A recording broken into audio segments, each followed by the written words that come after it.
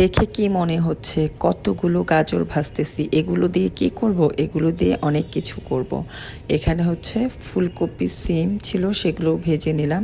তো এখানে অনেকগুলো সবজি, গাজর, তারপর ডিম, ফুলকপি, সিম, বাঁধাকপি আর হচ্ছে পেঁয়াজ কলি, সবগুলো দিয়ে আমি এখন হচ্ছে ফ্রাইড রাইস রান্না করব। সবগুলো কিন্তু দিয়ে ফ্রাইড রাইস রান্না বসিয়ে দিয়েছি। এখানে প্রায় 2 কেজি চালের ফ্রাইড রাইস রান্না চলতেছে।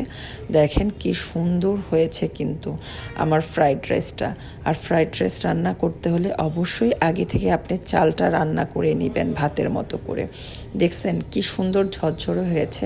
এখানে প্রায় 2 কেজি চালের ফ্রাইড রাইস। আর আরেক চুলায় আমি চিকেন ফ্রাই ভাজতেছি।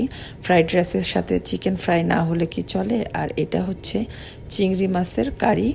চিংড়ি মাছটা ক্যাপসিকাম দিয়ে রান্না করে নিয়েছি। এটা কিন্তু ফ্রাইড রাইসের সাথে সেই লাগে, খেতে কিন্তু অনেক মজা। আর এই চুলায় হচ্ছে আমি ভেজিটেবল রান্না করতেছি চাইনিজ স্টাইলে। তো চাইনিজ স্টাইলের ভেজিটেবলটা আমার কাছে অনেক বেশি ভালো লাগে। দেখেন সবজির কালারটা কি সুন্দর এসেছে, অনেক সুন্দর হয়েছে কিন্তু সবজির কালারটা। তো আজকে আমি হচ্ছে এগুলো খাবো। তো সবাই দেখবেন, দেখছেন সবজিটা কি সুন্দর হয়েছে। আলহামদুলিল্লাহ, সব কিছু নিজের হাতে রান্না করলাম। সবাই আমার জন্য দোয়া করবেন।